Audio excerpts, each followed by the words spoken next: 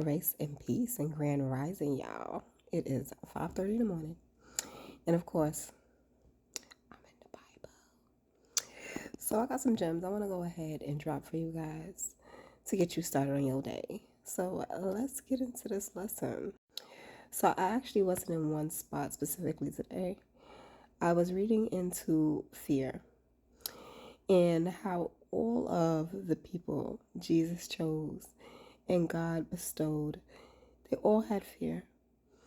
And it shows just how relevant fear is as a tool to prevent us from moving in favor of God. And I mean, even everyday life. So, fear drives everything.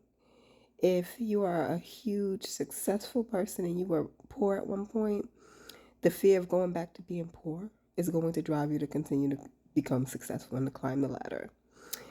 If you are someone who is wanting a relationship, but you've been hurt several times, the fear of that potentially happening again is going to stop you from moving forward on what you want. Sometimes you're taught that, you're not worthy of your dreams, and the fear of failure will prevent you from even trying. So fear is the biggest factor when it comes to us understanding our emotions and understanding what stops us and what drives us. Because as long as there is an ounce of fear within you, you're not being held to the standard that God wants to hold you to. It is not a coincidence that the most appeared phrase in the Bible is "be not afraid." It appears 365 times, which I'm going to be real, not a coincidence, because we don't do coincidence over here. It's a synchronicity.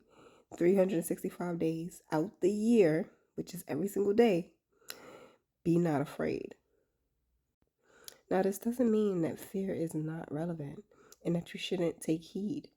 No, fear is an indicator that you are meeting a threshold where change can happen.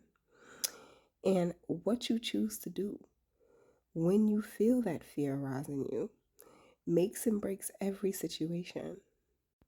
So many of us use fear as the reason why we won't come to God. The fear of being judged, the fear of knowing that we've committed wrongdoings, the fear of, possibly being turned away for those things. Also implanted fear from others, because when people think they know about God, they know about Jesus, and they tell you that you are going to be judged, and they try to plant the seed that the judgment is going to be heavy, they can never really tell you. So all of those fears are projections and implanted, and they're not really relevant. The only fear that can be allowed is the fear of losing God. So if God is calling you, understand that it doesn't matter how dressed up you get on Sunday to cover up how you really live. God been walking with you the whole time, so he already know. So the fear of him seeing you, the full you, the uncovered you, the unmasked you, is not necessary, because he already knows who you are. He's just waiting for you to come tell God who you are and say, I want to be better. That's the whole point, is to come to him in your honesty so that he understands that you are ready to make a change.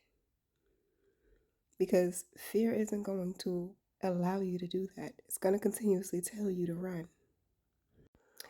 So if you are dealing with fear when it comes to you turning to God, know that it is perfectly normal. Every single person God called in the Bible had fear. It's normal. But it's also an indicator that it's time to get over those fears, because God already knows who you are. He's just waiting for you to turn back to him so he can help you become who you're supposed to be. All right, it's time for me to get up so I can get my stretches going. I hope this was helpful. I love it, like y'all.